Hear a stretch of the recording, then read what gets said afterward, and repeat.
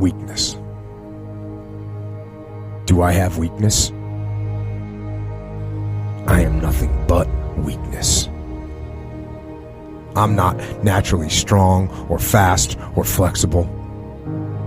I'm certainly not the smartest person in the world. I get emotional over stupid things.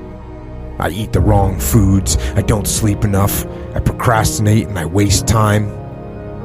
I care too much about meaningless things and not enough about important things. My ego is too big. My mind is too small, often trapped inside itself. Now, all that being said, I have a saying. A person's strength is often their biggest weakness, but their weaknesses can become strengths. I don't accept that I am what I am, and that is what I am doomed to be. I'm fighting. I'm always fighting. I'm struggling, and I'm scraping and kicking and clawing at those weaknesses to change them, to stop them. Some days, I win. But some days, I don't. But each and every day, I get back up and I move forward with my fists clenched toward the battle, toward the struggle. And I fight with everything I've got to overcome those weaknesses and those shortfalls and those flaws as I strive to be just a little bit better today than I was yesterday. I can tell you everything I've done. The only thing I can't do is grind for you. What's the difference between a gazelle and what's the difference between a lion? The gazelle is running from something. And that's a lot of you in this room. You will run. You'll do what you're supposed to do as long as you're getting pushed. But as soon as that stops, you stop. So you've got to ask yourself, what's your why? What motivates you? What pushes you? What drives you? Every opportunity is the last opportunity. Every opportunity I have to reprove myself again. Every opportunity I'm still nervous. E.T., you've been doing this for years. Why are you so nervous? Because the day you become content, the day you stop evaluating yourself, the day you stop growing, the day you stop getting better is the day you die. Is the day the person who's trying to catch you will get you. And I'm here to tell you today, if you got somebody came in my office the other day crying. I said, look, don't cry to give up, cry to keep going. Don't cry to quit. You already in pain, you already hurt, get a reward from it.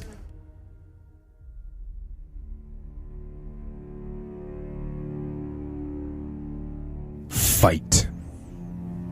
Go down swinging. And I'll tell you, if you fight with all you have, more often than not, you won't go down at all. You will win. But you have to make that attitude a part of your everyday life. Do the extra repetition. Run the extra mile. Go the extra round. Make the right choices. Give the full measure. Make yourself stronger, mentally and physically.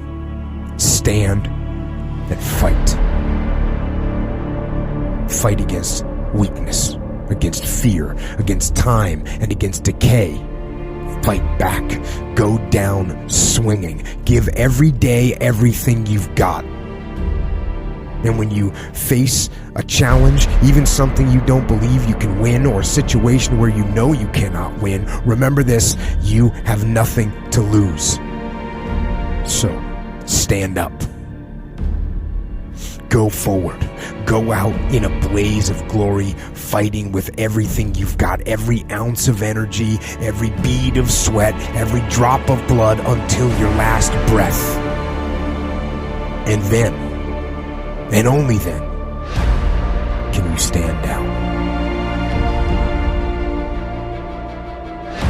If you're going to be successful in this game, you got to have a dog within you. You got to know it's a dog fight, and you got to go get that fight. Life ain't gonna be easy. Ain't nobody gonna hand you nothing. Just because you got a degree, you think because you got a degree and you wrote a book, they about to bow down to you. That's just step one, boo, in this game. Good people can't really handle them on the level that someone who's great is. So you're praying for greatness and a problem comes and you're running from the problem. You don't understand that it is in solving the problem that you become wealthy. You don't understand that when you solve that problem, you solve something that 2 other million people couldn't solve. And so once you solved it, that solving the problem elevated you. The longer you wait, I'm being real. The longer you wait to get started and just start grinding, the longer you're gonna wait to get to the other side and get that reward. There's nothing wrong with the opportunity.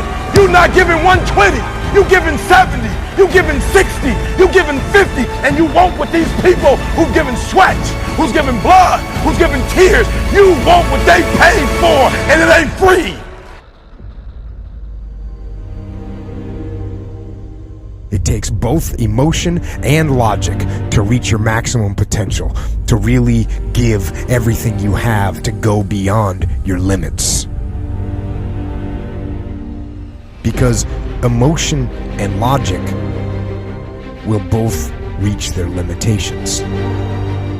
And when one fails, you need to rely on the other.